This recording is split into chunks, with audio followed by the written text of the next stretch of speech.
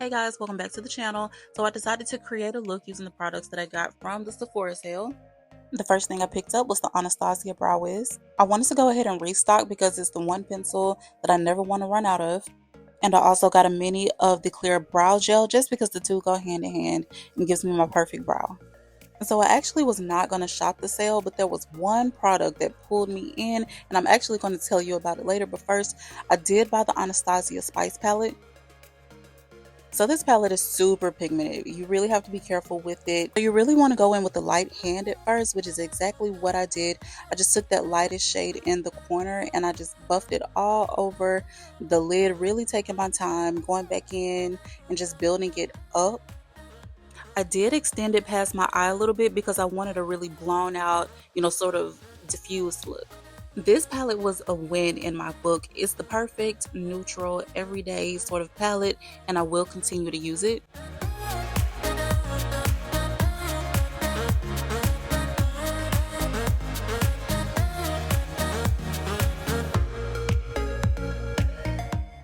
So next I'm going to go in with that transition shade. I'm going to apply it to the crease, wing it out a little bit, and just like I did with the first shadow, I'm going to start with a small amount and build it up. One thing I did notice about this palette is there is a ton of fallout, but for me personally, that doesn't bother me. I tend to do my base makeup last anyways, so that's why this really isn't an issue for me. But if you do yours first, then I would just recommend putting down some translucent powder just to catch that fallout.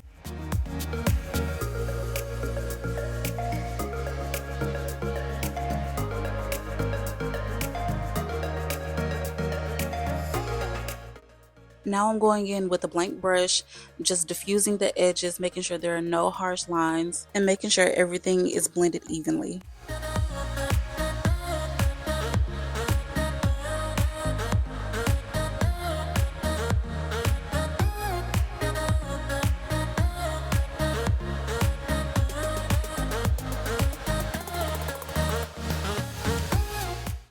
I'm going to wet a liner brush with some setting spray and use that darkest shade on the palette and create a wing. Now this is the product that actually made me shop the sale. It's Patrick Ta's Duos, the viral duos, the $42 duos, and I got it in the shade We Need Better Lighting. And let me say, that's probably exactly what I needed because I thought that when I applied it, it was just going to do some sort of magic. That is not what happened. Now, don't get me wrong, it's pretty, but it's not $42 pretty. Like, I feel like we can definitely find a cheaper alternative. Hello, Space Cowboy.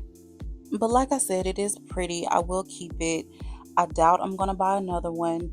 I may instead get Kylie Cosmetics quad, her holiday quad that she dropped when my Ulta does have it in stock.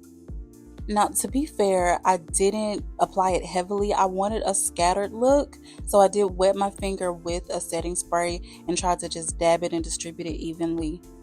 But overall, I did like how the look turned out. Now, y'all know I had to restock my Grande Drama mascara. It's the only one I use, and it does help my lashes actually grow, and they need all the help they can get. It has castor oil in it, and it does not smudge, and I mean like at all.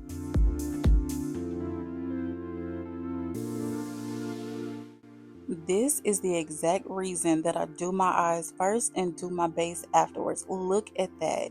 That could have ended up mixed in with my concealer. If you have dry skin, listen up. This Belif moisturizer is so good. It has niacinamide, hyaluronic acid. It plumps the skin. It is so moisturizing. It's just the best, and it doubles as a primer. I'm running kind of low on my favorite Shiseido concealer, so I did go ahead and pick up the Makeup by Mario Surreal Skin Concealer, and I accidentally got a shade too dark because I did buy it online, so I went ahead and used it as a foundation. I got shade 310, and it is a medium coverage concealer. I really like it as a foundation, but one thing that I would do next time, I would actually put a corrector around my smile lines and just around my mouth because it did look a little bit ashy, so I know for next time. But do y'all see that finish though? Look at it, it's smooth and satin-like. I love it.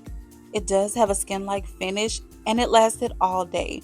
And I mean all day. I wore it from sunup to sundown.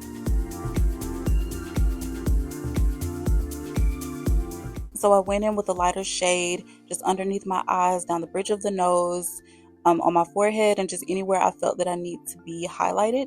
The one that I'm using is the Shiseido concealer that I was speaking about earlier that is completely sold out, but I have to say it did go really well and just blend really well with the Mario concealer. So for now, I'm just going to set underneath the eyes, down the bridge of my nose, the sides of my nose, and my forehead, because those are the places that I get oily first. And for that, I'm using the Hourglass translucent powder. So clearly, I'm a huge fan of Patrick Ta and his products. I did pick up another one of his contour and bronzer duos, even though I'm not done with the first one, but I did want to go ahead and just restock it. I know it's not going to be sold out. I mean, the product's been around for a while now, but it is my favorite. I mean, look at it. The way it sculpts my jaw, it hides the double chin. I mean, I just love the way it snatches the face. We have two options for blush today. The first is the Danessa Myricks Yummy Skin Balm in the shade Rose and Brunch, and it is very pigmented. Do you see it? Second, we have the Lawless Cream Blush in the shade Angel, and I'm going to use that one today. So please remember to go in with a light hand because I clearly did not. Now the product itself, it's super blendable. It is beautiful. It's one of my favorite cream blush formulas, but she packs a punch, so we just have to keep that in mind. It took me forever to blend it out, obviously, just because I used so much of it and I didn't want to ruin the base that I had laid down. So I went up along the temple and kind of into my eyeshadow.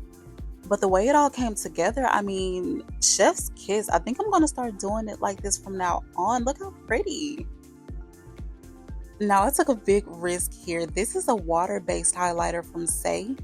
Didn't know that when I bought it, but I had never had a product from this line before, so I just really wanted to use it. I went in with such a light hand so I wouldn't disturb, again, my base, but thank goodness it worked out. Like once it dried down, it was just so pretty. But next time I will just use this either underneath foundation or concealer or just on my bare skin, but this is something that I am going to keep using. It is so pretty. Next, I picked up the Makeup Forever lip liner in Endless Cacao. Y'all, look how gray that is. She is so cool toned, like gray brown. But it was a vibe. I ended up really liking it. And if you know anything about Makeup Forever's liners, they don't go anywhere. Like they last all day. You can eat, drink, do whatever, and they're gonna stay put. Because that blush reads a little bit peachy on me, I thought I would use it to sort of neutralize or warm up the lip. Because that pencil is so cool toned, so gray, I just thought it would just kind of tone it down a little bit.